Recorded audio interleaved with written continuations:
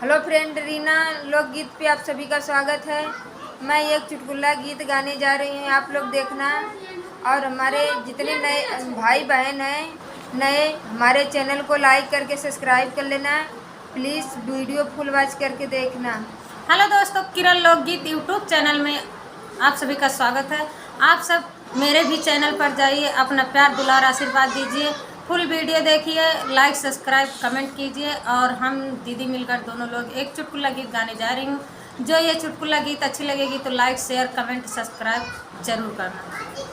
दुअरे से पियवा आवे, ओठवा मुस्की मारत आवे, मोहवा पिरवा कूचत आवे हो। दानाय तोहर दीना निक चायल, बहिनिया अपन आन लावा हो। धन निक चायल, बहिनिया अपन आन लाया हो। हमारे तसान बाटे, हमारे पड़ोस बाटे, सासू हमारे घरवा बाटी, जेठनी हमारे बगले बाटी हो। पियवा तू भावरी लगाय, दुनहु जाने खाई ले बई हो। पियवा तू ही दुई भावरी लगाया, दुनहु जाने खाई ले बई हो।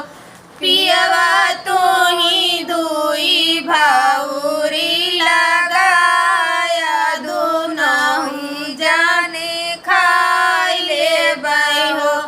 हम त जानी हट गईला, पियावा बाजार गईला हो।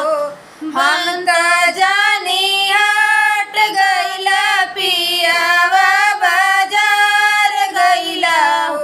बहिनी बोल गए बहिनी के देशवा, तो हमसे छुपाई गए हो।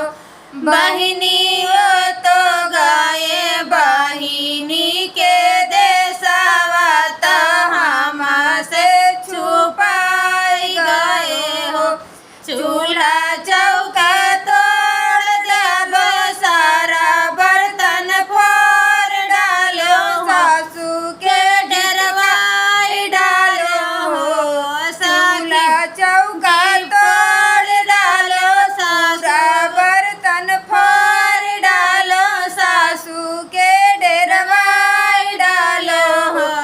सखिया आवत होइया बायरन, नाना दिया त जुड़िया बोखार आवे हो।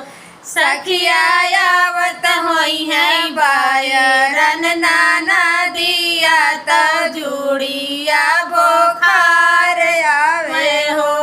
हथवा गोड़वा मोर बान, हम के रजाई ओढ़ावा, हम के रजाई ओढ़ावा हो। कानावा में रुई डाला हो। बहिनी आवत होई है बायरन, नाना दिया दजिया राधक धक करे हो। बहिनी आवत होई है बायरन, नाना दिया दजिया राधक धक करे हो। दुआरे से पियवा आवे, ओठवा मुस्की मारत आवे, मुहावा में बिरवा कूचत आवे हो।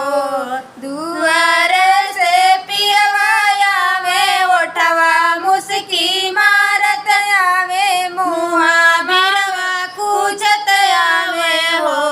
बहिनी हमारा तो दिन निक चाले, बहिनिया बोलाई देती ना। बहिनी हमारा तो दीनानी कचान बहिनिया बोलाई देता ना।